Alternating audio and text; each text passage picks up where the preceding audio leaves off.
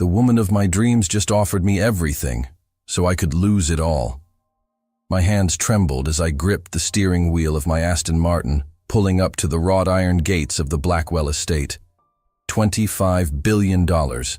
That's what she'd said on the phone. $25 billion to destroy my own life. "Mr. Kane?" The voice crackled through the intercom. "Ms. Blackwell is expecting you." The gates opened with a mechanical hum, and I drove up the winding driveway lined with ancient oaks.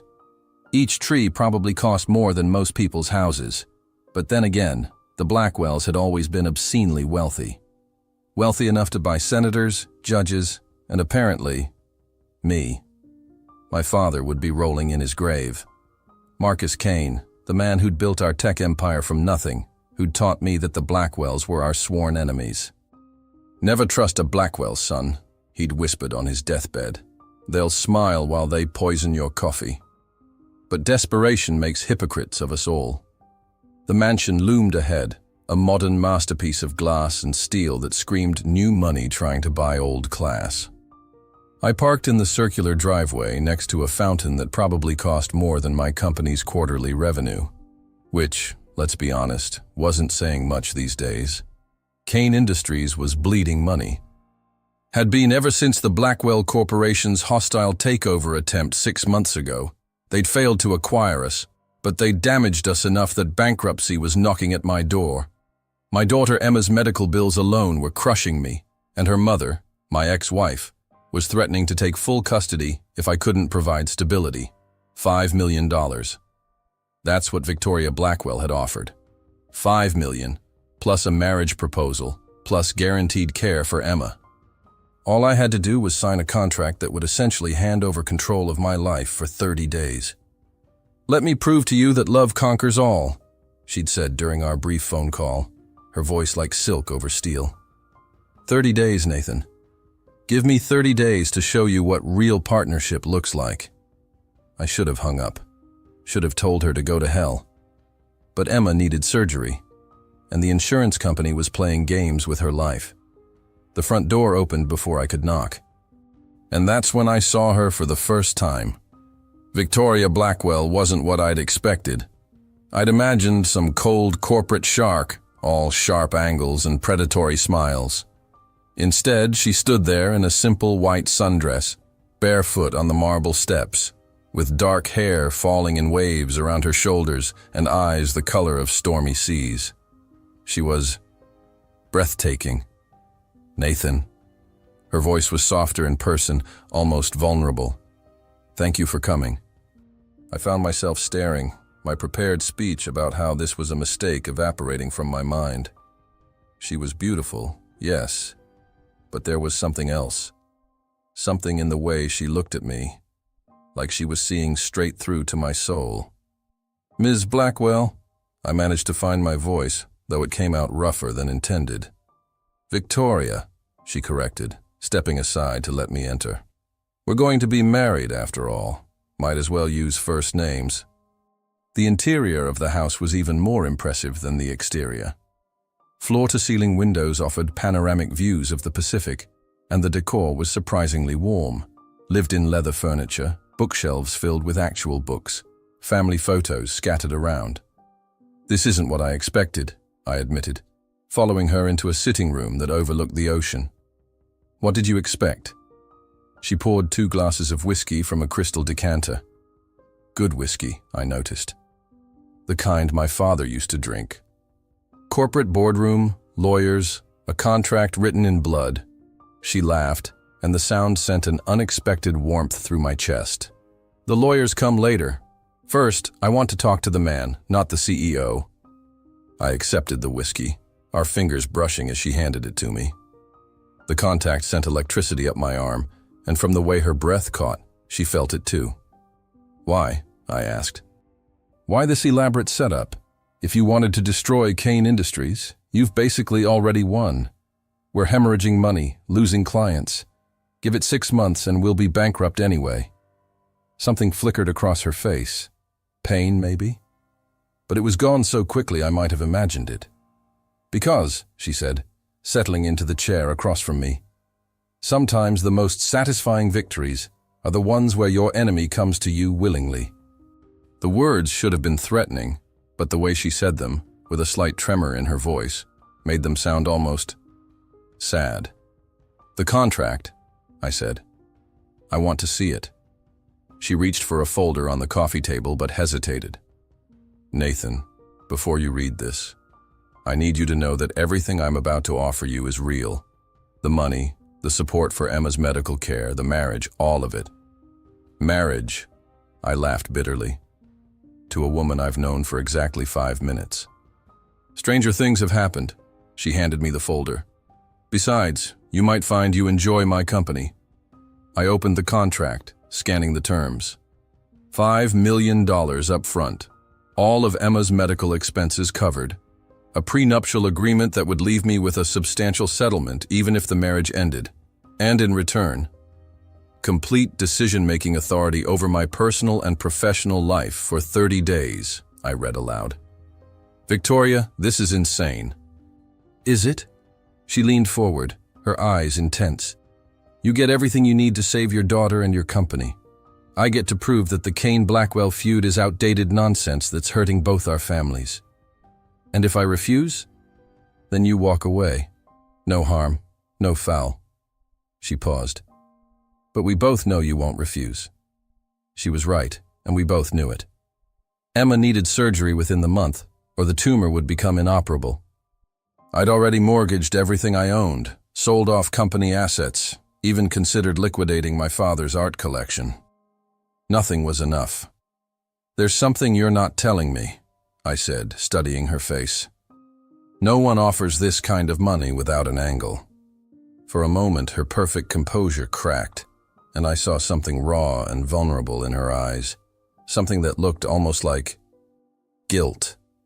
"Sign the contract, Nathan," she said quietly. "Let me take care of you." The way she said it, like a promise instead of a threat, made my chest tight. This woman was supposed to be my enemy, the daughter of the man who'd tried to destroy my father.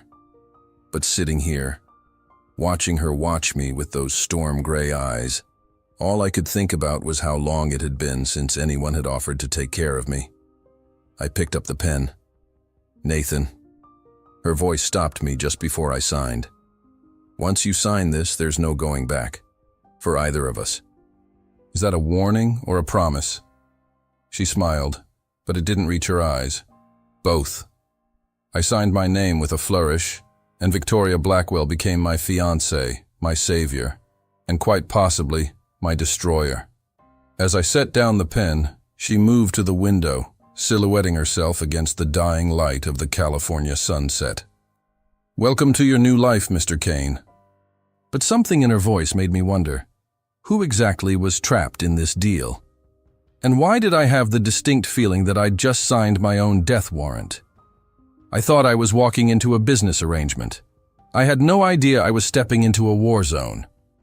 The guest suite Victoria led me to could have housed my entire apartment. Floor-to-ceiling windows offered a panoramic view of the moonlit Pacific, and the king-sized bed was draped in Egyptian cotton that probably cost more than most people's cars. "Your things are being moved from your apartment as we speak," Victoria said, setting a glass of wine on the nightstand. I took the liberty of having my assistant handle the logistics. "You work fast." I loosened my tie, still trying to process the surreal turn my life had taken in the span of 3 hours. "Time is a luxury neither of us can afford."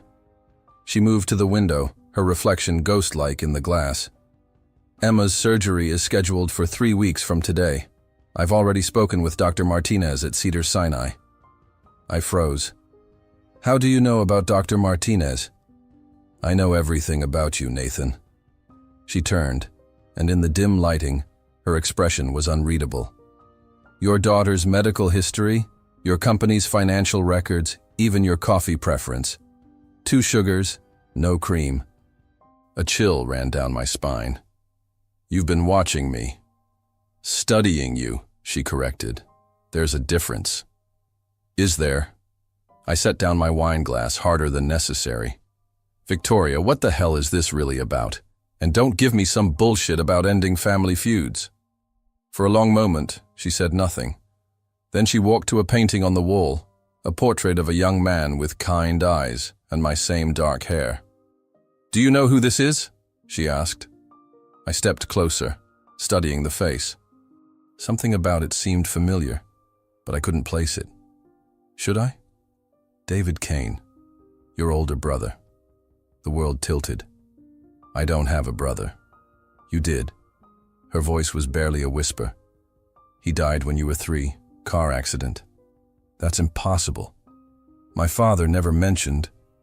"Your father never mentioned a lot of things." She traced the frame with one finger. "Like the fact that David was my best friend, that we were supposed to be married." The air left my lungs. "What?" 22 years ago, David Kane and Victoria Blackwell were engaged to be married. It was going to unite our families, end the feud that had cost both sides millions. Her reflection in the glass looked haunted. "Until my father decided he'd rather see David dead than see me happy." "You're saying your father killed my brother?" "I'm saying my father's driver had been drinking that night, and my father knew it when he sent him to pick up David from the airport." She turned to face me, and I saw tears glittering in her eyes. "David never made it home." I sank into the nearest chair, my head spinning. "Why are you telling me this?" "Because you deserve to know the truth about our families, about why I really brought you here." She knelt in front of me, her hands resting on my knees. "Nathan, I didn't orchestrate this to destroy you. I did it to save you." "Save me from what?" "From the same fate as your brother." Her grip tightened. "My father is dying, but before he goes, he wants to finish what he started. He's planning to destroy Kane Industries completely, and if that means destroying you in the process, then why not just warn me? Why this elaborate charade?" She stood, pacing to the window. "Because warning you wouldn't be enough. You're stubborn, just like David was. You'd try to fight him head-on, and you'd lose. This way, with you here, under my protection, married to me, he can't touch you. So the contract is real, every word of it." She faced me again. "For 30 days, you're mine, completely. And during those 30 days, I'm going to teach you how to win a war you don't even know you're fighting." I stood, crossing to her. "And what do you get out of this arrangement?" "Revenge," she said simply, "against the man who killed the only person I ever loved." The raw pain in her voice hit me like a physical blow. I found myself reaching out, my fingers brushing her cheek. "Victoria, don't." She stepped back, but not before I saw her lean into my touch. "Don't feel sorry for me, Nathan. I'm not some tragic victim. I'm a woman who spent 22 years planning the perfect revenge. And I'm part of that plan. You're the final piece." She moved to the dresser, pulling out a manila folder. "This contains everything you need to know about your father's real business dealings. The offshore accounts, the shell companies, the evidence that your brother found right before he died." I took the folder with trembling hands. "Evidence of what?" "That our fathers weren't just business rivals. They were partners in some very illegal activities." Her smile was sharp as a blade. "Activities my father blamed your father for when the FBI started sniffing around. You're saying my father was dirty. I'm saying both our fathers were dirty. But mine was smart enough to make sure yours took the fall." She opened the folder, pointing to a series of documents. "David found these hidden in your father's office. He was going to expose everything, bring both our fathers down together." I scanned the papers, bank transfers, shipping manifests, communications that painted a picture of money laundering and arms dealing that made my stomach turn. This would have destroyed both families, which is why my father had him killed. Victoria's voice was ice cold. "And now, Nathan, you're going to help me finish what David started." I looked up at her, seeing her clearly for the first time. Not the vulnerable woman who'd served me whiskey, not the mysterious benefactor offering to save my daughter, but a woman who'd spent 2 decades nurturing a hatred so deep it had consumed everything else. What exactly are you asking me to do? I'm asking you to trust me. For 30 days, let me make every decision. Let me teach you how to be ruthless, how to be the kind of man who can take down Richard Blackwell once and for all. And after 30 days, you'll have a choice. Walk away with your $5 million and your daughter's health. Forget any of this ever happened. She paused. Or stay and help me burn down the empire that's built on your brother's grave. I stared at the documents in my hands, my mind reeling. Everything I thought I knew about my family, about my father, about the woman standing in front of me. It was all a lie. There's one more thing, Victoria said, her voice softer now. Something I need you to understand before you make your decision. What? She moved closer, close enough that I could smell her perfume, see the flecks of gold in her gray eyes. When I started planning this, when I decided to use you to get to my father, I thought I could keep it business. I thought I could control what I felt. And now? Now I'm terrified, she whispered, because somewhere between studying you and meeting you, between planning your destruction and planning your salvation, I started falling for you. Before I could respond, before I could process what she'd just admitted, she was gone, leaving me alone with the documents that would change everything. I looked out at the moonlit ocean, at the beautiful prison I'd willingly walked into, and realized that Victoria Blackwell hadn't just bought my life. She'd bought my heart, and I wasn't sure either of us would survive what came next. She said she was going to teach me how to be ruthless. I didn't realize the first lesson would be learning how to seduce the enemy. I didn't sleep that night. How could I? Every time I closed my eyes, I saw David's face in that portrait. Imagined the brother I'd never known, never mourned.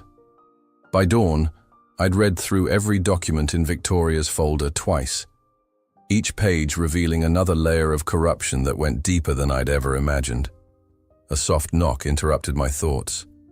Victoria entered without waiting for permission, carrying a breakfast tray and wearing a black silk robe that made her look like a beautiful predator.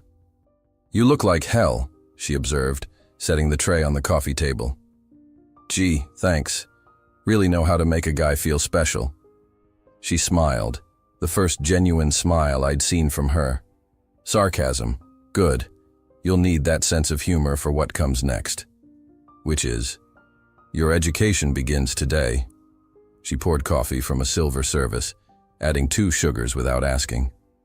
Lesson 1. Information is power, but knowing how to extract that information is an art form. I accepted the coffee, noting how she'd remembered exactly how I liked it. Extract information from whom? Everyone. Business partners, competitors, allies, enemies. She settled into the chair across from me, crossing her legs with deliberate grace.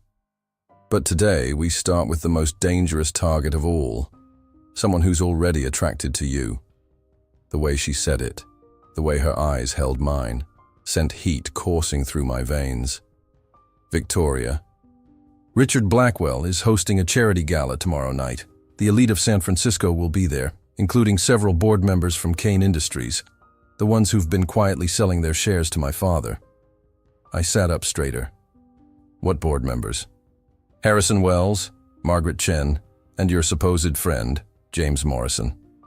She watched my face carefully. Surprised? I was more than surprised. I was devastated. James had been my mentor, my father's closest friend. The idea that he was betraying Kane Industries felt like another death in the family. How do you know this? Because I've been watching them, studying their patterns, learning their weaknesses. She leaned forward. Harrison gambles and owes money to some very unpleasant people. Margaret is having an affair with her daughter's college professor. And James has been skimming money from your company's pension fund. That's impossible. Is it? She slid a tablet across the table. Check your offshore accounts, the ones you don't know about. My fingers flew across the screen, accessing banking systems I'd never seen before. Account after account appeared, all bearing my digital signature, all containing funds that had been systematically drained from Kane Industries. James has been using your identity to funnel money out of the company for months, Victoria explained, making it look like you're the one stealing from your own employees. Why show me this? If you wanted to destroy me, this would be perfect evidence. Because I don't want to destroy you anymore, Nathan. I want to save you.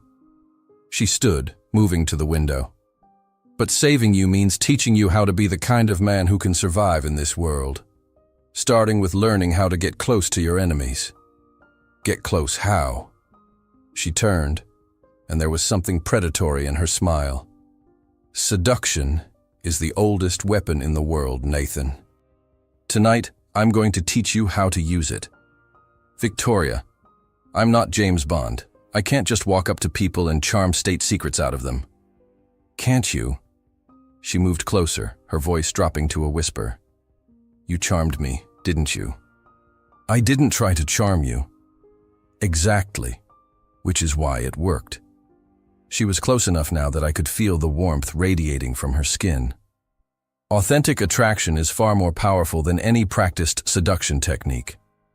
And what makes you think I was attracted to you? Her hand came up to rest against my chest, right over my racing heart. Because your pulse is doing exactly what it did yesterday when our fingers touched. Because you haven't been able to stop looking at my mouth since I walked in here.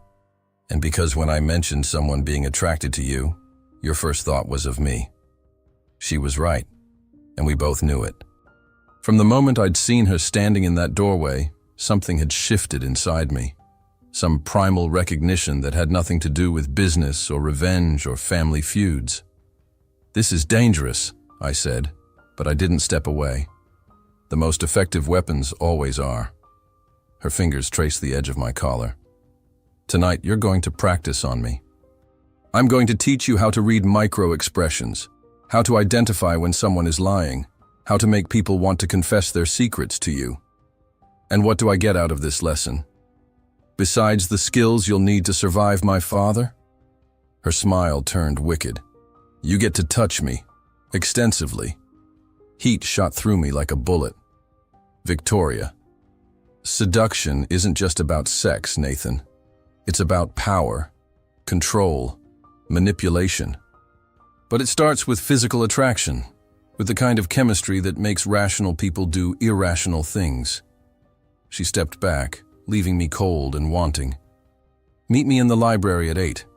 Wear something that makes you feel dangerous. She was almost to the door when I called after her. What if I can't do this? What if I'm not the kind of man who can play these games? She paused, looking back over her shoulder. Then we'll both die, Nathan, because my father doesn't leave loose ends. The door closed behind her with a soft click, leaving me alone with the devastating realization that I was in far deeper than I'd understood. This wasn't just about saving my company or paying for Emma's surgery anymore. This was about survival. And Victoria Blackwell, the woman who'd bought my life, who claimed to be falling for me, who was planning to use me as a weapon against her own father, was the only thing standing between me and destruction.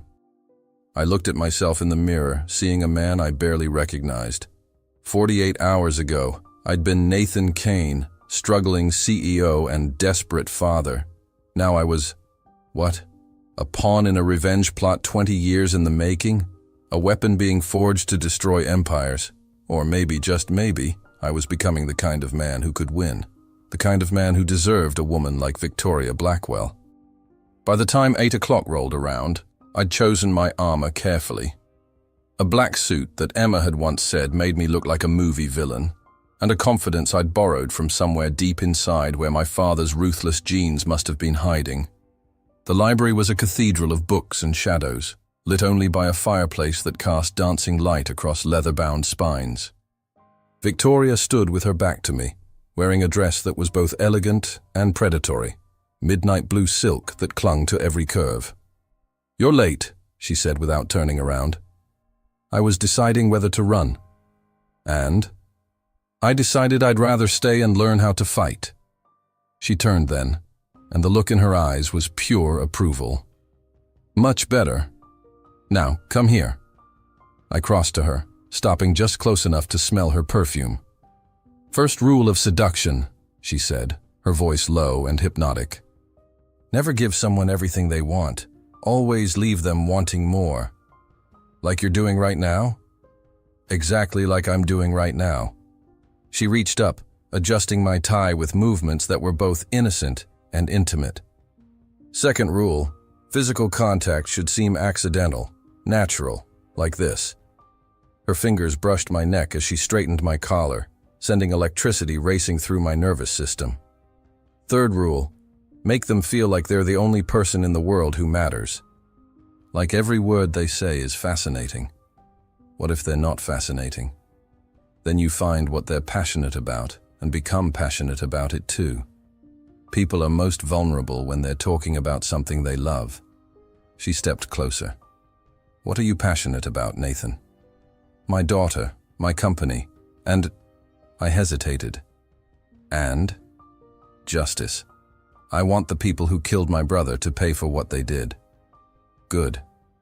Her approval warmed me more than it should have. "Now I want you to seduce that information out of me. Pretend I'm someone who knows secrets about David's death, and you need to get me to confess." "Victoria, I don't think—" "Trust me." She moved to the other side of the room, suddenly becoming someone else. Posture different, expression guarded. "I'm Margaret Chen. We've just met at the charity gala.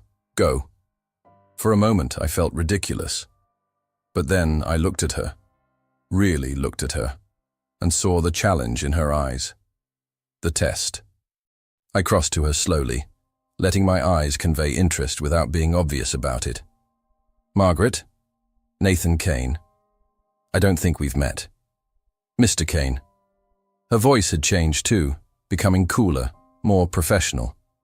"I've heard so much about you." "All good things, I hope." I smiled, the kind of smile that had once closed million-dollar deals.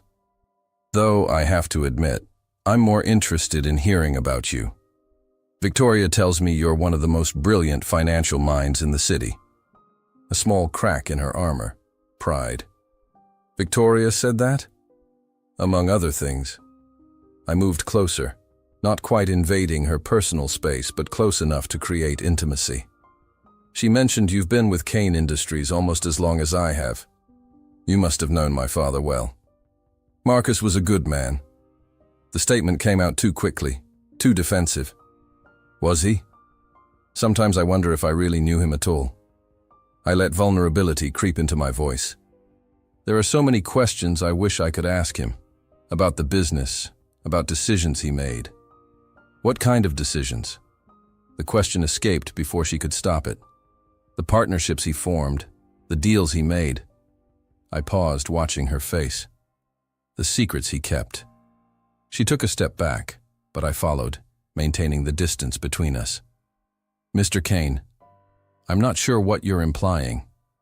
"I'm not implying anything. I'm just a son trying to understand his father's legacy." I reached out, my fingers barely brushing her arm. "You were there, Margaret. You saw things, knew things. I'd be grateful for any insight you could share." For a moment she wavered. I could see the war happening behind her eyes. Loyalty versus guilt. Fear versus the desire to confess. "Stop." Victoria stepped back into herself, breathless. "That's enough. Did I do something wrong?" "No." She stared at me with something that looked like amazement. "You did it perfectly. Too perfectly." "What do you mean?" "I mean, if I had been Margaret Chen, if I had been hiding something about your father, I would have told you everything." She moved to the fireplace, her hands shaking slightly. "You're naturally gifted at this, Nathan. Dangerously gifted." "Is that bad?" "It's terrifying." She turned to face me. "Because now I understand why I'm falling for you, and why that might be the most dangerous thing that's ever happened to either of us." Before I could respond, her phone buzzed. She glanced at it and went pale. "What is it?" "My father. He's moved up his timeline." She looked at me with fear in her eyes. "The gala isn't tomorrow night. It's tonight, and he knows you're here." The world tilted. How? James Morrison. He's been reporting to my father all along. She grabbed my hand. Nathan, we have to go. Now. If we stay here. The lights went out, and in the darkness, I heard the sound of cars pulling up the driveway, engines cutting, doors slamming. Too late, Victoria whispered. In the end, it wasn't about money or revenge or family feuds. It was about choosing between the man I was and the man I could become. The darkness lasted exactly 30 seconds before emergency lighting kicked in, bathing the library in an eerie red glow. Victoria moved with practiced precision, pulling books from a specific shelf until a hidden panel slid open, revealing a safe. How many secret passages does this place have? I whispered. Enough. She input a code, withdrawing 2 guns and a tablet. My father built this house like a fortress. He just never considered that the enemy might already be inside. Heavy footsteps echoed through the mansion. Multiple sets, moving with military precision. How many men? I asked, checking the clip of the weapon she handed me. 6, maybe 8. She pulled up security feeds on the tablet. All armed, all professionals. On the screen, I watched black-clad figures sweep through the mansion's lower floors. But something was wrong with the scene. Victoria, look at this. I pointed to one of the feeds. That man, he's not searching. He knows exactly where he's going. She zoomed in, and her face went white. That's impossible. What? That's David. My blood turned to ice. David is dead. You said? I said he died in a car accident 22 years ago. Her voice was hollow. I never said I saw the body. The man on the screen moved through the mansion with the confidence of someone who knew every secret passage, every hidden room. And when he looked up at a security camera, I saw my own eyes staring back at me, older, harder, scarred across the left temple. But unmistakably the face from the portrait upstairs. My brother is alive, I breathed, and working for my father. Victoria's hands shook as she watched David direct the other men. Nathan, I'm so sorry, I thought... All these years, I thought. You thought you were avenging your dead fiancé. Understanding crashed over me like a cold wave. But he's not dead. He's the enemy. The library door exploded inward. 3 men in tactical gear swept in, weapons raised, followed by a figure that made my heart stop. David Kane stepped into the red-lit room like a ghost made flesh. 22 years older than the portrait, bearing scars I didn't recognize, but undeniably my brother. Hello, Nathan. His voice was exactly as I remembered from childhood dreams. You look just like Dad. David. I kept my gun trained on him, though my hands were trembling. You're supposed to be dead. Death was inconvenient. He smiled, but it was cold, empty. Much easier to let everyone believe it while I built something better. Working for Richard Blackwell. Victoria stepped beside me, her own weapon steady. The man who supposedly killed you. The man who saved me. David's eyes fixed on Victoria with an intensity that made me want to step between them. From a life of mediocrity, from playing second fiddle to Kane Industries forever, from marrying a woman who could never understand what real power looks like. I loved you, Victoria whispered. You loved a weak man, a man who would have been content inheriting Daddy's business and living in Daddy's shadow.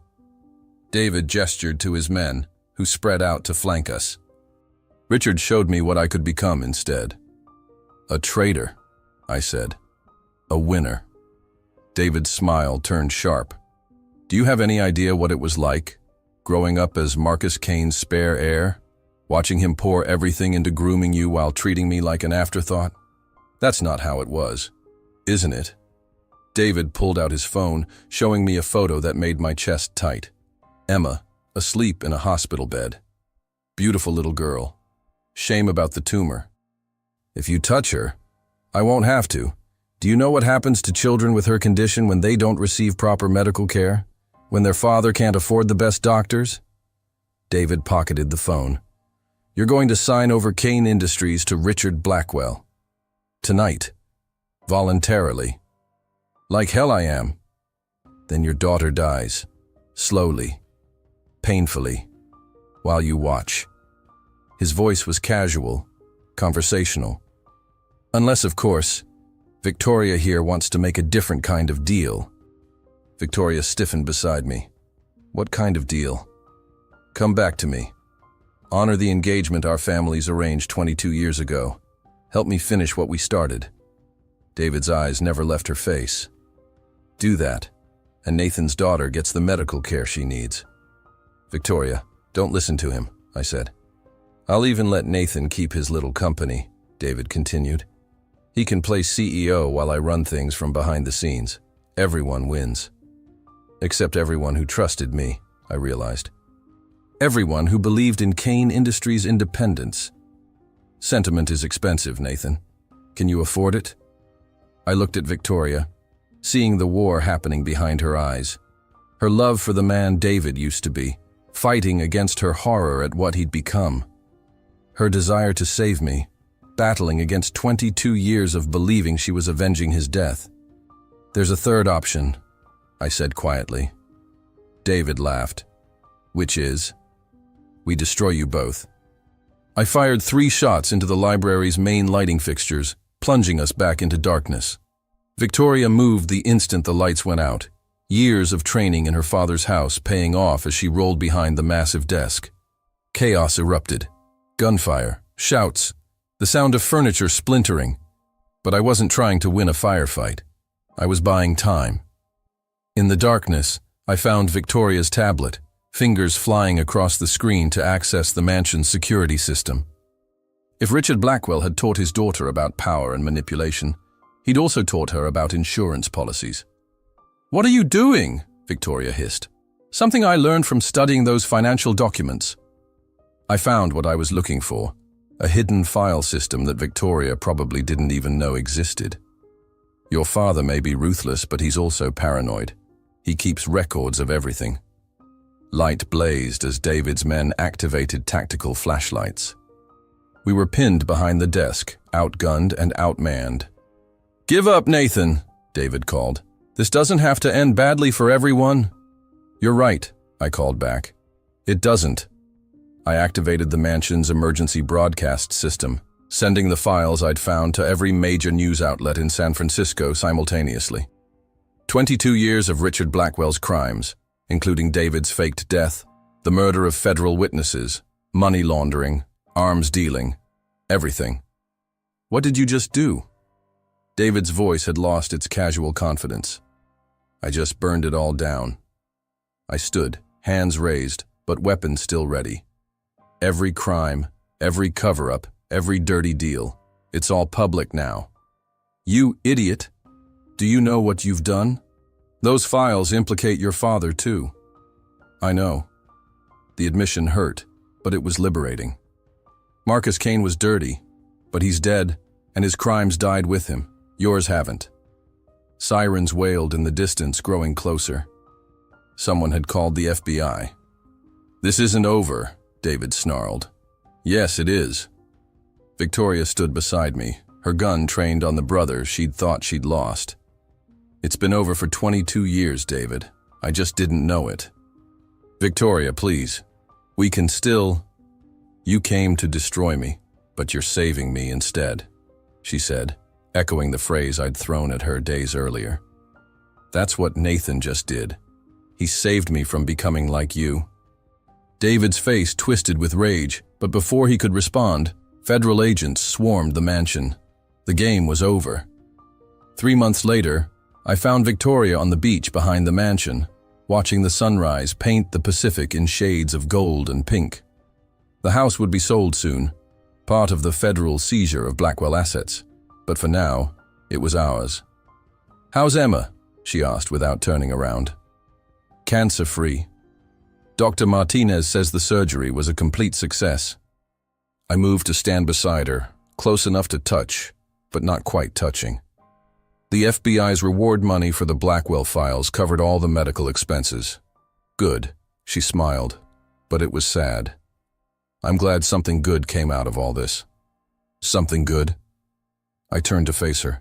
Victoria, you saved my life. You saved my daughter's life. You chose justice over revenge. I chose you over revenge, she corrected. There's a difference. Is there? She finally looked at me, and I saw everything I'd hoped to see in her eyes. Love, yes, but also peace. The kind of peace that comes from finally laying down a burden you've carried too long. What happens now? She asked. Now we figure out what comes next, together, if you want. Even though I bought your life, even though I manipulated you, lied to you, used you, you also loved me. And you taught me something important. What's that? That sometimes the best way to win is to burn everything down and start over. I reached for her hand, finding it warm and steady in mine. The Kane family empire is gone. The Blackwell empire is gone. David's in federal prison. Richard's dying in a hospital bed under guard. And us? We're free. For the first time in our lives, we're free to choose who we want to be. I pulled her closer. I choose to be the man who deserves Victoria Blackwell's love. She laughed, the sound bright and genuine. Well, that's convenient, because I choose to be the woman who loves Nathan Kane. Even though I'm broke, especially because you're broke, it means you're choosing me for me, not for my money. About that, I grinned. I may have found some of my father's hidden accounts that the FBI missed. Clean money from before he got involved with Richard. Enough to start over. Nathan Kane, are you telling me you held out on the federal government? I'm telling you that my father may have been dirty, but he was also smart. And he loved his sons enough to make sure we'd be okay, even if everything else fell apart. Both his sons? David made his choice. He chose power over family, revenge over love. I brought her hand to my lips. I choose differently. What do you choose? I choose the woman who offered me everything so I could lose it all. I choose the woman who saved me when she could have destroyed me. I dropped to one knee in the sand, pulling out a ring I'd bought with my own money. Not much, but enough. I choose you, Victoria, for real this time. Will you marry me? She stared at the ring, tears streaming down her face. That's the most expensive engagement ring I've ever seen. It cost $300. I know. That's why it's the most expensive. Because it cost you everything you had left. Not everything. I slipped the ring onto her finger. I still have the most important thing. Which is? A future with you. She kissed me then, soft and sweet and full of promises. When we broke apart, she was smiling through her tears. So what now, Mr. Kane? Now we go home and tell Emma she's getting a new mom. Then we start building something better than what our fathers left us. And what's that? A love story that ends with happily ever after instead of revenge. Victoria Blackwell, soon to be Victoria Kane, took my hand and led me back toward the mansion, toward the life we'd chosen to build together from the ashes of our family's mistakes. And as the sun rose over the Pacific, I realized that sometimes the best way to win a war is to refuse to fight it. Sometimes the best way to honor the dead is to choose to live. And sometimes the woman who comes to destroy your life is actually there to save it. The end. The most dangerous game isn't chess, it's love. Because in love, even when you lose, you win. The obsidian Lamborghini Huracan screamed down Fifth Avenue like a metallic bullet, weaving through Manhattan traffic with the precision of a surgical instrument and the subtlety of a hurricane. Richard Sterling, 34, CEO of Sterling Industries, gripped the steering wheel with manicured fingers while shouting into his Bluetooth headset, "I don't care if the Tokyo Stock Exchange is closed. Wake up the Prime Minister if you have to. We're losing $3 million every second you waste my eye." Time! Richard cut off a yellow taxi so close that the driver's creative cursing in 3 languages could be heard through his bulletproof windows. He was exactly 17 minutes late for the most crucial meeting of his career. The merger that would transform his already impressive empire from a mere billion-dollar company into a $5 billion dynasty. Incompetence! Richard grabbed his phone directly, eyes still on the road. Jennifer, if you can't reschedule this meeting, I'll personally ensure you're delivering pizzas by… Wham! The sound of expensive Italian engineering meeting an unexpected obstacle echoed through the street like a symphony of destruction. Richard had collided with what appeared to be a mobile rainbow. A delivery bike completely covered in colorful balloons, streamers, and what looked like enough party supplies to celebrate New Year's Eve in Times Square.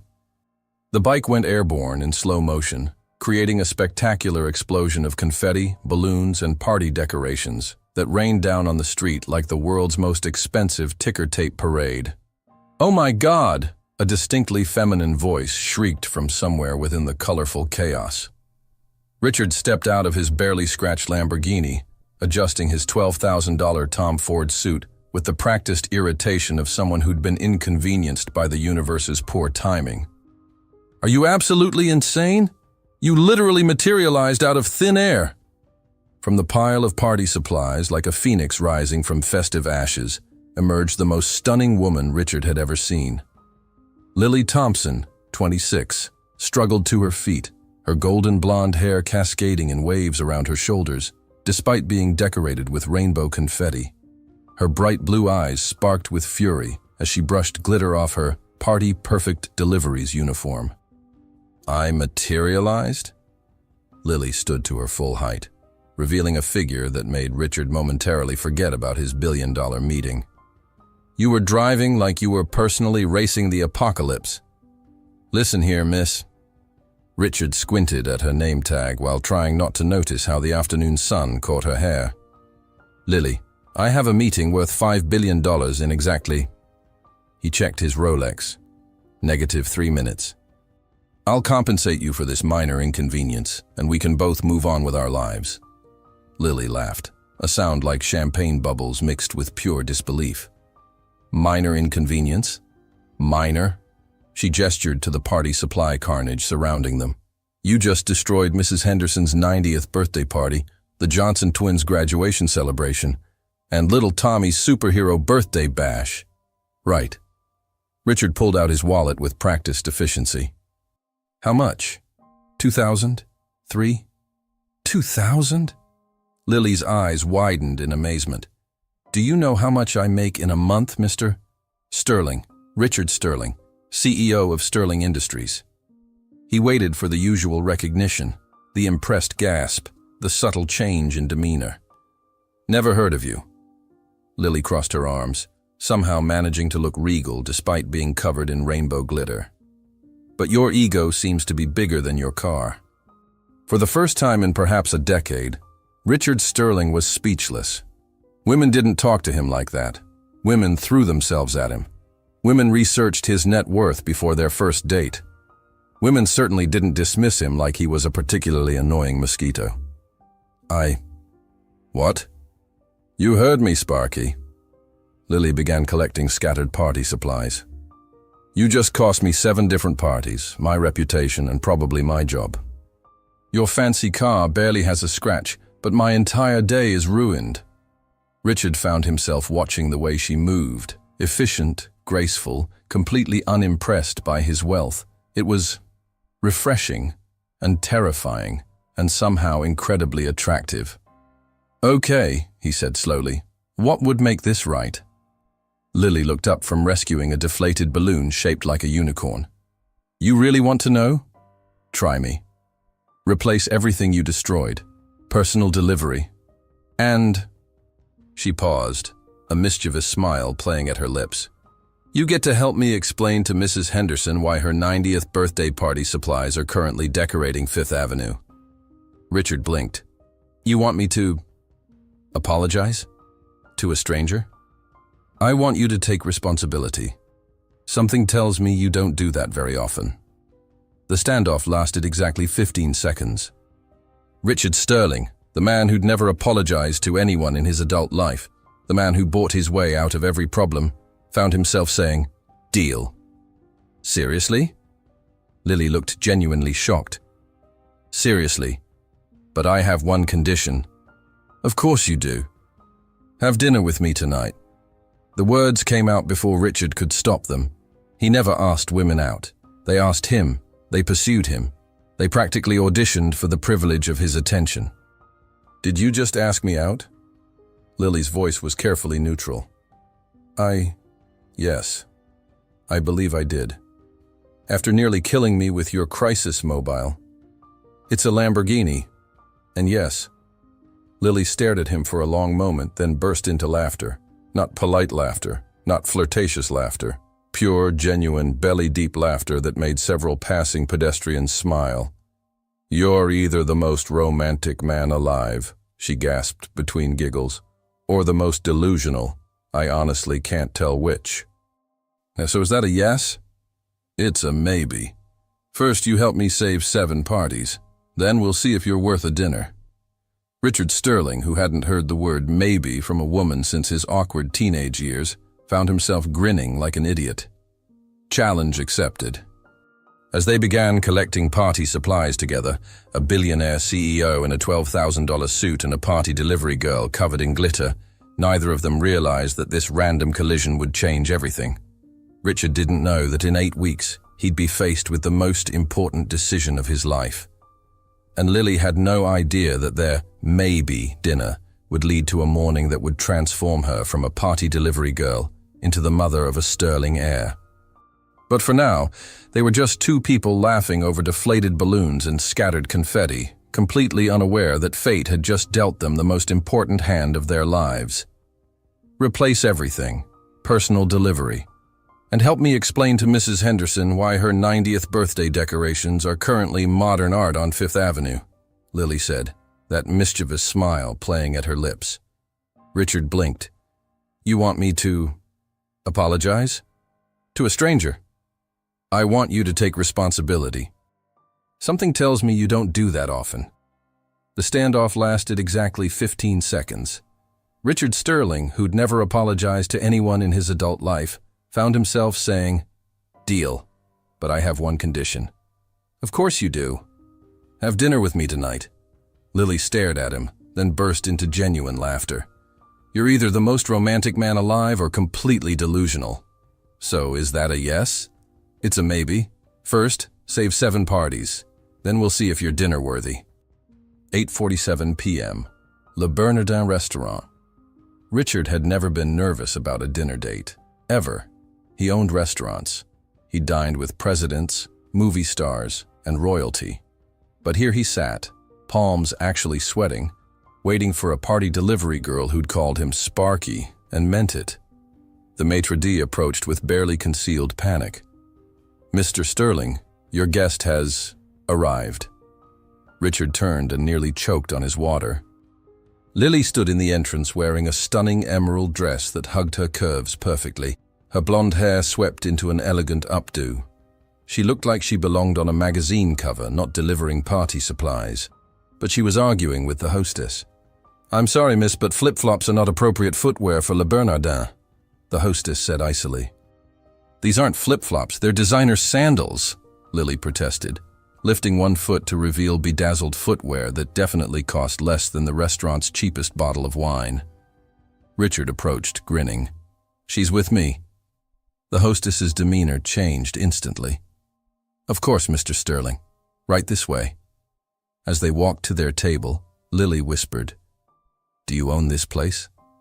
No, but I could buy it during dessert if you're impressed by that sort of thing. I'm more impressed that you actually helped Mrs. Henderson hang new decorations and didn't complain once when she pinched your cheeks. Richard's ears reddened. She's a sweet old lady. She called you such a nice young man and gave you homemade cookies. Which were excellent, by the way. Lily laughed, and Richard realized he'd do anything to keep hearing that sound. The waiter approached with theatrical reverence. Mr. Sterling, shall I bring the usual? The 1996 Dom Perignon and the chef's tasting menu? Actually, Richard looked at Lily. What do you like? Honestly, I've never eaten anywhere fancier than Olive Garden. I have no idea what half these words mean. She held up the menu. What's bouillabaisse? Fish stew. Fish stew costs $85. My grocery budget for a week is $40. Richard felt something shift in his chest. You know what? Forget the fancy stuff. What's your favorite food? Pizza. Definitely pizza, Richard signaled the waiter. We'll have 2 large pepperoni pizzas delivered here. The waiter's face went through several stages of confusion before settling on professional acceptance. Of course, sir. You can't order pizza delivery to a 5-star restaurant, Lily hissed. Watch me. I'm rich, remember? 20 minutes later, they were sharing greasy pizza slices while other diners stared in horror. Lily had never laughed so hard in her life. So, Richard said, attempting to eat pizza with a fork and knife. Tell me about yourself. Besides the party supply empire you're building. Empire? I deliver balloons and streamers to kids' birthday parties. It's not exactly Wall Street, but you love it. I love making people happy. There's something magical about a perfect party. The joy, the laughter, the memories. Money can't buy that feeling. Richard paused mid-bite. You really believe that? Don't you? Richard realized he couldn't remember the last time he'd been genuinely happy. I used to. What happened? I grew up, got serious, built an empire. He gestured vaguely. Forgot why I wanted it in the first place. Lily reached across the table and touched his hand. It's never too late to remember. The contact sent electricity through Richard's entire body. He'd been with dozens of women, models, actresses, socialites, but none had ever made him feel this alive with a simple touch. Lily, Mr. Sterling, a photographer appeared beside their table. TMZ, mind if we get a shot of you and your mystery date? Actually, yes, I do mind, Richard said firmly, but the flash had already gone off. Richard Sterling's pizza date! This'll be front page tomorrow. The photographer rushed away. Lily's face had gone pale. Oh no, no. Hey, it's just gossip nonsense. I'll have my lawyers. You don't understand. Lily stood abruptly. I can't be in the papers. I can't be associated with this world. What do you mean? I mean I work 3 jobs to pay for my sister's medical school. I live in a studio apartment with 2 roommates. I shop at thrift stores. I don't belong in your world, Richard. But you could. I could. What? Buy me a new life? Turn me into another one of your acquisitions? Lily's eyes flashed. I've seen how this story ends. Rich guy gets bored. Poor girl gets discarded. That's not what this is. Isn't it? Lily grabbed her purse. Thank you for dinner, and for helping with the parties today. But this, us, it's impossible. She walked away, leaving Richard sitting alone with cold pizza and the devastating realization that for the first time in his life, money couldn't buy him what he wanted most. But what Richard didn't know was that Lily was already falling for him too. And what neither of them knew was that their impossible connection had already created something that would make everything possible and complicated in ways they couldn't imagine. 6 weeks later, Lily stared at the pregnancy test in her trembling hands, watching 2 pink lines appear like they were personally mocking her life choices. She blinked hard, hoping this was some kind of stress-induced hallucination. Nope. Still 2 lines. This cannot be happening, she whispered to her reflection in the tiny bathroom mirror of her cramped studio apartment. Her roommate Carmen knocked on the door. Girl, you've been in there for 20 minutes. Did you fall in the toilet? I'm processing, Lily called back, her voice cracking. The past 6 weeks had been torture. Richard had called 17 times the first week, sent flowers to her work, even showed up at the Golden Dragon restaurant, where she'd picked up a second job. Each time she'd hidden or asked someone else to tell him she wasn't available, because seeing him again would mean admitting that their one night together, the night after their disastrous dinner when he'd shown up at her apartment with leftover pizza and an apology, had been the most magical night of her life. And now this. Lily's phone buzzed with a text from her sister Maya. Saw the TMZ article again. Richard Sterling still searching for mystery pizza girl. Seriously, call him! But how could she?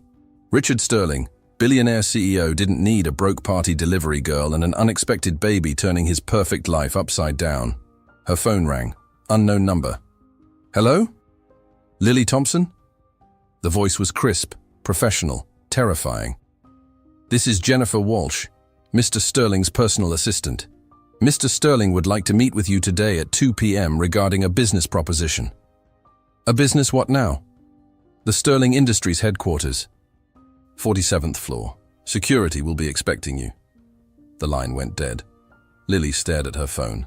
Carmen, I think I'm about to have the worst day of my life. 2 p.m. Sterling Industries, 47th floor. The elevator ride to Richard's office felt like ascending to Mount Olympus. Lily had never been in a building this fancy. Everything was marble, glass, and intimidation. Jennifer Walsh greeted her with a smile that could freeze lava.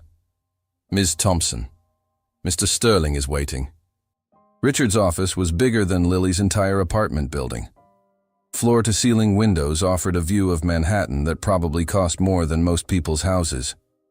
Richard stood with his back to her, hands clasped behind him like some kind of corporate superhero. You've been avoiding me, he said without turning around. I've been busy. You know, working 3 jobs, surviving, the usual. Richard finally turned, and Lily's heart did that stupid fluttering thing it always did when she saw him. He looked tired, stressed, and somehow even more handsome than she remembered. I have a proposition for you, he said, all business. So I heard. Your assistant is charming. I want to hire you. Lily blinked. Excuse me? Party Perfect Deliveries. I want to buy the company and hire you as creative director. Salary, $200,000 a year. Full benefits. Company car. Richard, I don't own Party Perfect. I just work there. And Mrs. Chen would never sell to... She already did, this morning, for triple what it's worth. Lily's mouth fell open. You bought my job? I bought you a career. There's a difference. No, there isn't. Lily's voice rose. You can't just throw money at everything and expect it to work. I can, and I do. It's very effective. Not with me. Why not? Richard stepped closer, his voice softening. Lily, what we had that night was a mistake. Was incredible, and you know it. Lily's resolve was crumbling. He was right. That night had been incredible, sweet, passionate, real. She'd never felt anything like it. But now, Richard, I can't accept your offer. Why not? Because... Lily took a deep breath. This was it, the moment that would change everything. Because I'm pregnant. The words hung in the air like a bomb waiting to explode. Richard went very, very still. Pregnant? Yes. With my... Yes. Richard sat down heavily in his leather chair, running his hands through his hair. How long have you known? About an hour. An hour? His voice cracked slightly. And your first instinct was to come here and turn down my job offer? My first instinct was to panic. This is my second instinct. Richard laughed, but it wasn't a happy sound. Do you know what this means? That my life just got infinitely more complicated? It means the board will have a field day. The press will go insane. My stock prices will fluctuate based on tabloid headlines. Lily felt like she'd been slapped. Oh, I see. No, you don't see. Richard stood up, pacing. This changes everything. Yes, it does. Which is why I think it's best if... If what? Lily's heart was breaking, but she forced herself to say it. If I handle this on my own. Richard stopped pacing. Handle this how? I don't know yet. But you don't need this complication in your life. Complication? Richard's voice was dangerously quiet. Is that what you think this is? Isn't it? Richard stared at her for a long moment. Then, in a voice colder than she'd ever heard from him, he said, Perhaps you're right. This is inconvenient timing. Lily felt tears threatening. So we agree. We agree. Richard picked up his phone. Jennifer will arrange for you to see the best doctors, discreetly. Whatever you decide to do, I'll cover all expenses. Richard, this conversation is over, Ms. Thompson. Lily stood there for a moment, waiting for him to look at her, to show some sign of the man who'd eaten pizza with her and laughed at her terrible jokes. But he'd gone back to staring out his window, every inch the cold businessman who'd nearly run her over 6 weeks ago. Goodbye, Richard, she whispered. He didn't respond. As Lily rode the elevator down, she realized that somehow, in trying to protect both of them, she'd just broken both their hearts. But what she didn't know was that the moment the elevator doors closed, Richard Sterling put his head in his hands and whispered, "What have I done?" And what neither of them knew was that Jennifer Walsh had been recording the entire conversation for the Sterling Industries Board of Directors, who were very interested in their CEO's sudden complication. 2 weeks later, Sterling Industries boardroom. Richard Sterling had never wanted to murder his own board of directors before, but today seemed like an excellent time to start. "Gentlemen," said Harold Blackstone, the board's chairman and Richard's least favorite human being, "we have a problem." The mahogany conference table was covered with tabloid magazines, all featuring variations of the same headline: Sterling's secret baby mama and Billionaire's pizza girl pregnant. "How exactly is this a problem?" Richard asked through gritted teeth. "It's gossip nonsense." "It's a liability," snapped Victoria Cross, the board's ice queen. "Our shareholders are nervous. Your personal scandals affect our stock price." "My personal life is not up for board discussion." Harold smiled like a shark who'd just spotted blood. "Actually, it is. Per your contract, any situation that could negatively impact Sterling Industries falls under board oversight." Richard's blood went cold. "What are you suggesting?" "Damage control," Victoria said smoothly. "We need this girl to disappear, quietly, permanently." "If you're suggesting what I think you're suggesting—" "Relax, Richard," Harold laughed. "We're not monsters. We're simply proposing a financial settlement. The girl takes a substantial sum, signs a non-disclosure agreement, and handles the situation appropriately." Richard stood so fast his chair crashed backward. "Get out." "Excuse me. Get out, all of you." "Richard," Victoria's voice was dangerously calm, "you might want to reconsider. We have documentation of your conversation with Miss Thompson." Jennifer Walsh stepped forward, looking appropriately sheepish, and placed a tablet on the table. Richard's own voice filled the room. "This is inconvenient timing." Richard's face went white. "You recorded my private conversation." "For legal protection," Harold said smoothly. "And it clearly shows you acknowledging the problem and offering to pay for a solution. That's not what I meant, but it's what a jury would hear." Richard looked around the table at these people he'd worked with for years, realizing he was surrounded by strangers. "What do you want? Handle this situation, or we'll handle it for you," Victoria said. "You have 48 hours. Meanwhile, Lily's studio apartment. Lily was stress-eating ice cream directly from the container while reading pregnancy books when her doorbell rang. She opened it to find a woman in an expensive suit holding a briefcase. "Miss Thompson, I'm Victoria Cross from Sterling Industries. May I come in?" "If you're here from Richard, Mr. Sterling doesn't know I'm here. This is a private matter." Against her better judgment, Lily let her in. Victoria looked around the tiny apartment with barely concealed disgust. "I'll be direct," Victoria said, opening her briefcase. "We know about your situation. We're prepared to offer you $2 million. Lily nearly choked on her ice cream. $2 million? For your silence, and for you to resolve this situation before it becomes public. The meaning hit Lily like a slap. "You want me to get rid of my baby?" "We want you to make a smart choice. $2 million could change your life. You could go to college, start a real business, help your sister finish medical school." Lily set down her ice cream, her hands shaking with anger. "Get out." "Miss Thompson, get out." Victoria smiled coldly. "You have 24 hours to reconsider. After that, things become unpleasant." "Is that a threat?" "It's a reality. Richard Sterling is worth $5 billion. You deliver party supplies. Who do you think people will believe when we tell them you're a gold digger who got pregnant on purpose?" After Victoria left, Lily called the one person she trusted completely. "Maya, I need you to come over. And bring Ben." Her sister arrived 30 minutes later with her boyfriend, Ben Rodriguez, who happened to be a lawyer. "They did what?"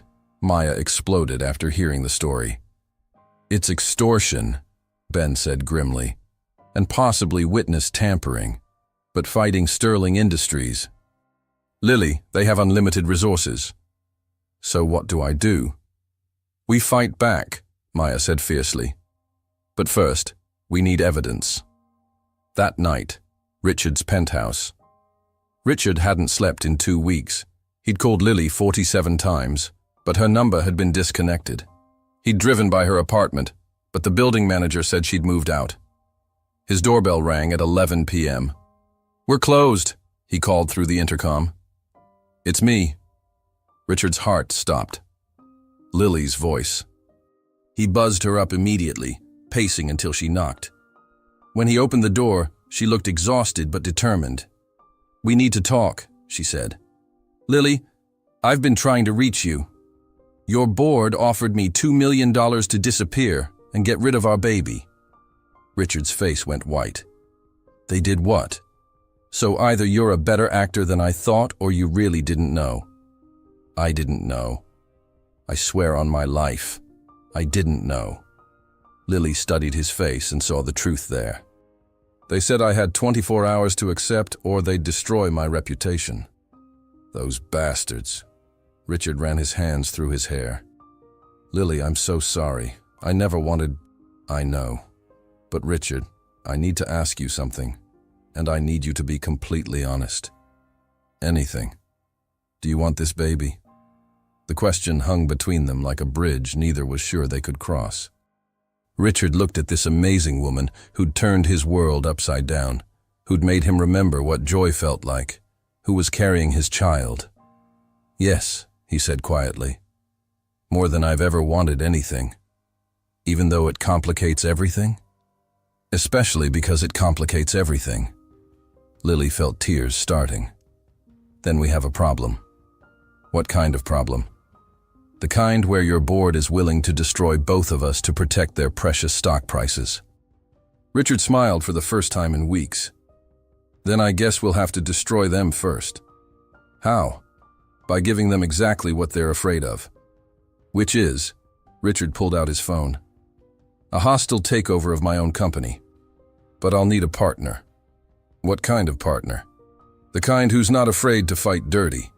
The kind who's tough enough to take on a bunch of corporate sharks.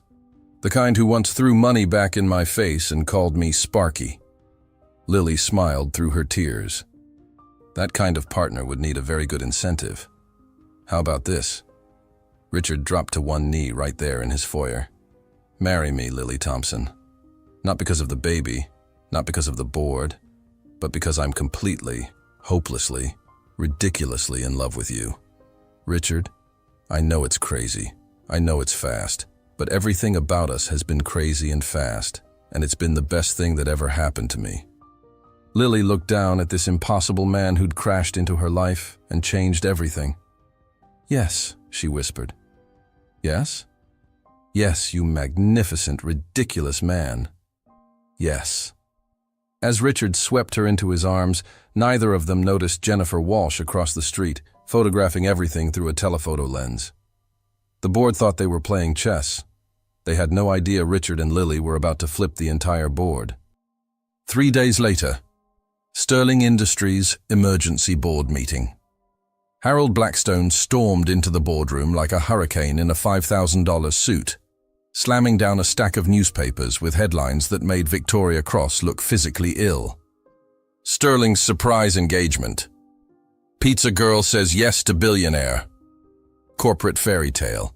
CEO to marry pregnant delivery girl. This is a disaster, Harold shouted. Our stock is fluctuating like a yo-yo. The shareholders are panicking. Relax, Victoria said coolly, though her eye was twitching. We still have the recording. We can claim he was coerced, that she's manipulating him. The boardroom doors burst open. Richard strode in wearing a tuxedo, followed by Lily in a stunning white dress that made her look like a golden-haired goddess. Sorry we're late, Richard announced cheerfully. We just got married. The board sat in stunned silence. What? Harold's voice cracked like a teenage boy's. City Hall 20 minutes ago. Judge Martinez was very accommodating. Richard pulled out his phone. Already posted on Sterling Industries' official social media. Stock prices are up 12% and climbing. Victoria stood slowly, her face purple with rage. You can't be serious. Dead serious, Lily said sweetly, showing off her ring. Mrs. Sterling now.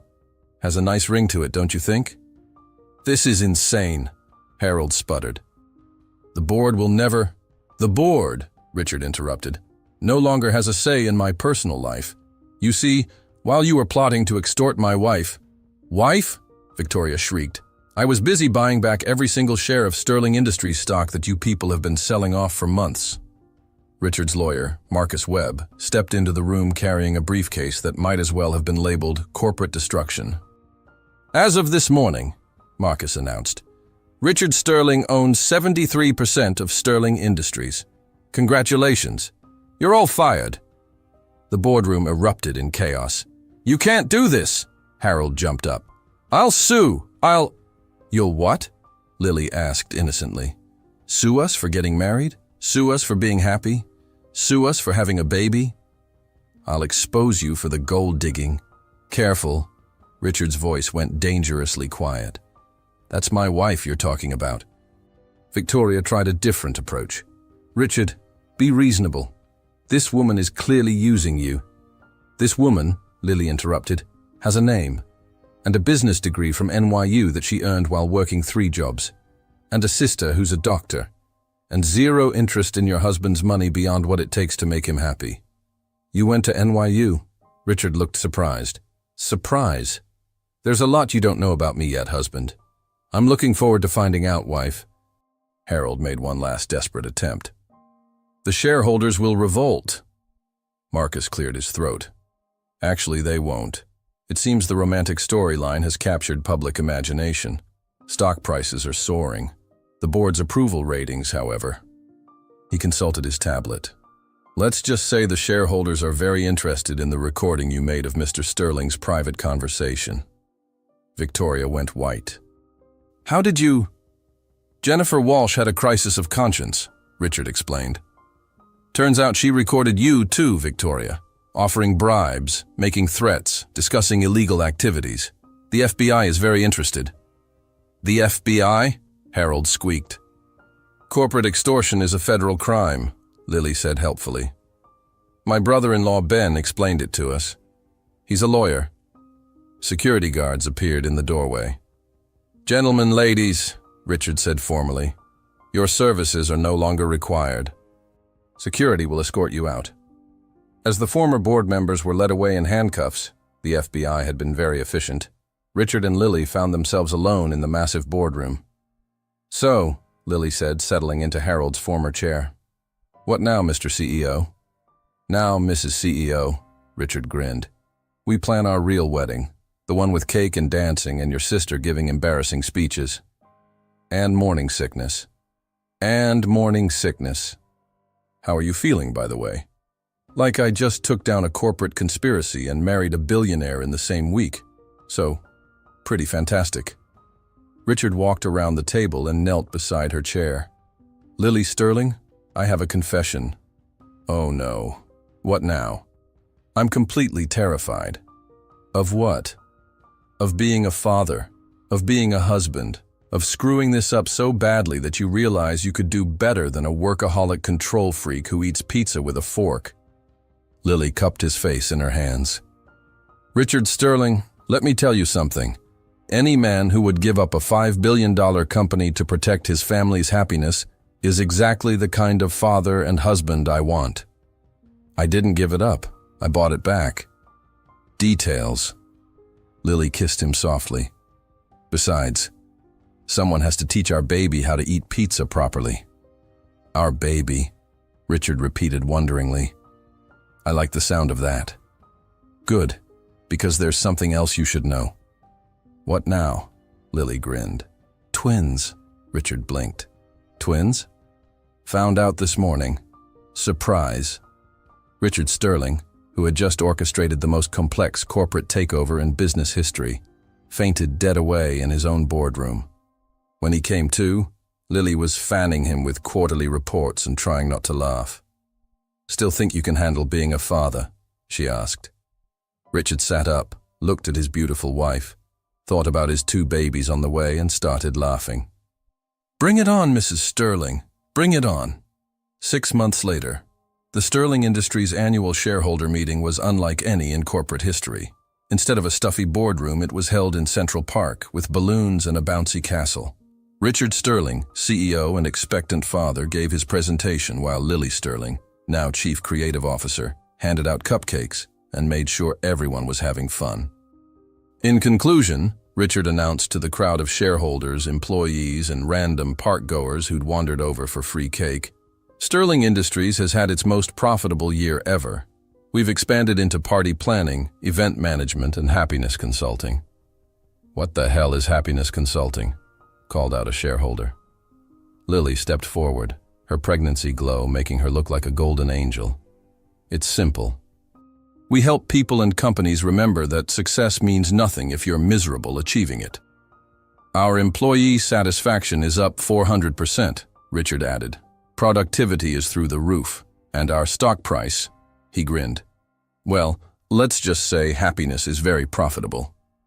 As the meeting ended and people dispersed, Richard and Lily sat on their favorite bench watching the sunset.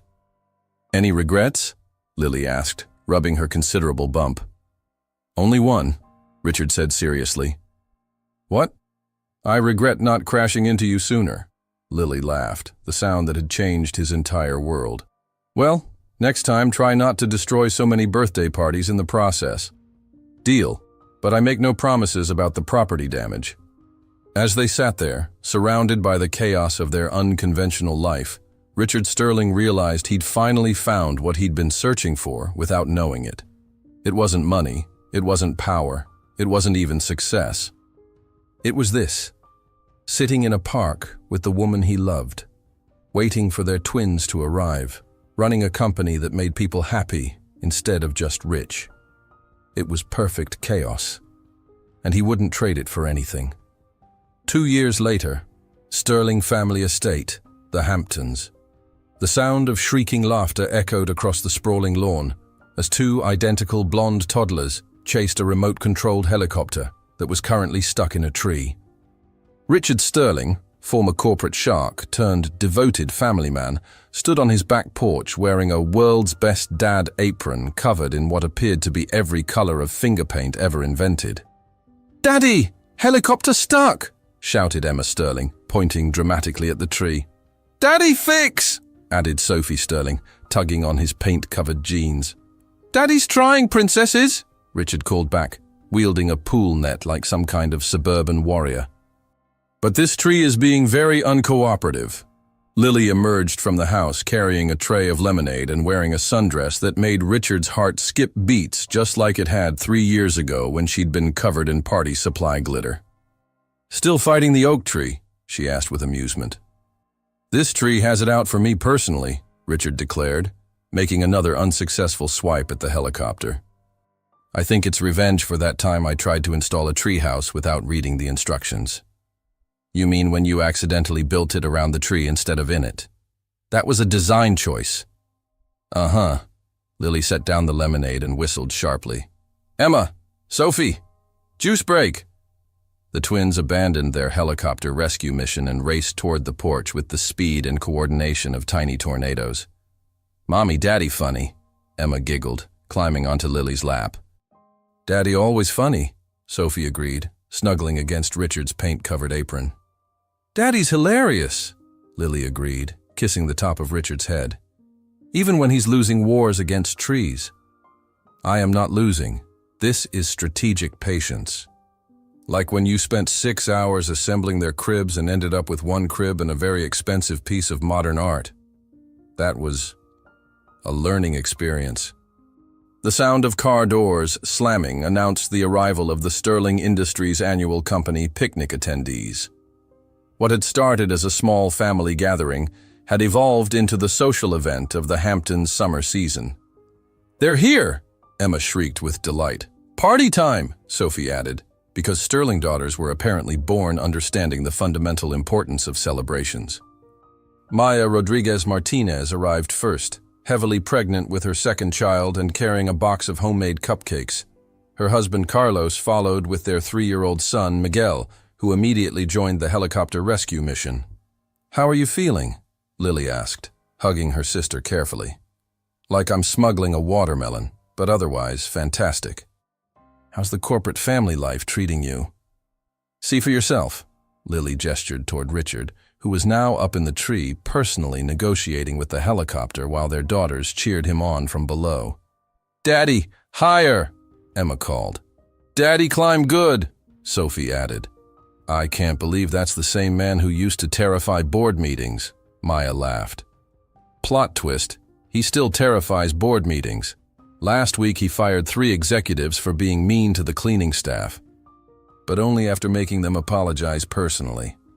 Softy. Complete marshmallow. Don't tell him I said that. Ben Martinez arrived with a briefcase full of legal documents and a shopping bag full of organic baby food jars. As Sterling Industries' head legal counsel, he'd learned to combine family visits with business meetings. "How's the happiness consulting division doing?" he asked Lily. "Booked solid through next year." "Turns out teaching companies how to prioritize employee well-being is very profitable. Who knew?" "Your husband knew. His employee retention rate is now legendary in business schools." Mrs. Henderson, now 92 and still spry enough to give relationship advice, arrived in a taxi carrying what appeared to be half of a bakery. "My favorite young man," she called to Richard, who was still negotiating with the tree. "Are you stuck again?" "Just retrieving aviation equipment, Mrs. H," Richard called back.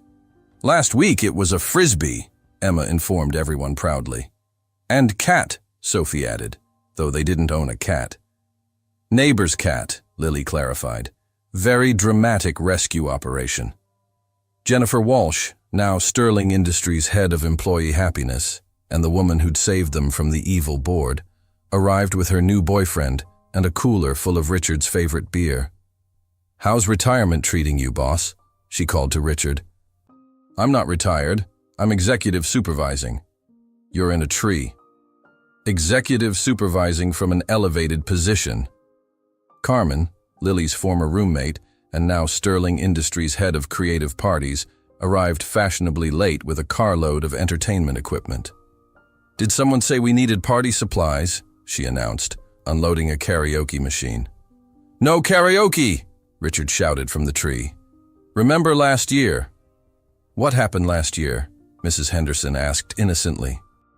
"Richard discovered he can't sing," Lily explained. "He tried to rap," Maya added. "It was beautiful," Jennifer said loyally. "It was traumatic," Ben corrected. As the afternoon wore on, the Sterling backyard transformed into the kind of perfect chaos that had become their signature. Richard finally retrieved the helicopter and only fell out of the tree twice. The twins led a dance party that included board members, family friends, and 3 very confused delivery drivers who'd been invited to stay for cake. "Speech! Speech!" someone called as the sun began to set. Richard found himself standing on his porch, looking out at this impossible collection of people who'd become his family. Lily stood beside him, their daughters on their hips, surrounded by the most eclectic group of friends and employees in corporate history. 3 years ago, Richard began, I thought success meant money, power, and beating the competition into submission. You were really good at that, called out a former competitor who was now a business partner. Thank you, Dave. But I was also miserable, lonely, and eating pizza with a fork like some kind of barbarian. Still weird, Emma declared, making everyone laugh. Then this amazing woman literally crashed into my life. You crashed into me, Lily protested. Details. She called me Sparky, threw my money back at me, and made me realize that the only thing better than building an empire. He looked at his daughters, his wife, their impossible extended family of employees and friends. Is building a home. Awa! The crowd responded in unison. Sterling Industries isn't just profitable because we focus on happiness, Richard continued. It's profitable because we figured out that taking care of people isn't just good business. It's the only business worth doing. Plus, Mommy makes good cupcakes, Sophie added, which was absolutely true. Plus, Mommy makes excellent cupcakes, Richard agreed, kissing Lily's cheek. As the evening wound down and guests began to leave, Richard and Lily found themselves alone on their porch swing, watching their daughters chase fireflies with the dedication of tiny scientists. Any regrets? Lily asked, the same question she'd asked him in the park 2 years ago. Just one, Richard said, pulling her closer. What's that? I regret that it took me 34 years to figure out that crashing into you was the best business decision I ever made. And the worst driving you ever did. Worth it. Emma and Sophie raced back to the porch, completely covered in grass stains and pure joy. Daddy, Mommy, we caught lightning bugs, Emma announced. Did you make wishes? Lily asked. Uh-huh. Sophie nodded vigorously. I wished for more cake. What did you wish for, Emma? Emma climbed onto Richard's lap and whispered very seriously, I wished for Daddy to stay funny forever. Richard felt his heart melt completely. I think I can manage that, Princess. As they sat there, billionaire CEO, former party delivery girl, and their 2 perfect tornadoes of daughters, watching fireflies dance in their backyard, Richard Sterling realized he'd found something more valuable than any merger, more profitable than any stock option, more powerful than any corporate empire. He'd found his perfect chaos, and it was worth everything. The end.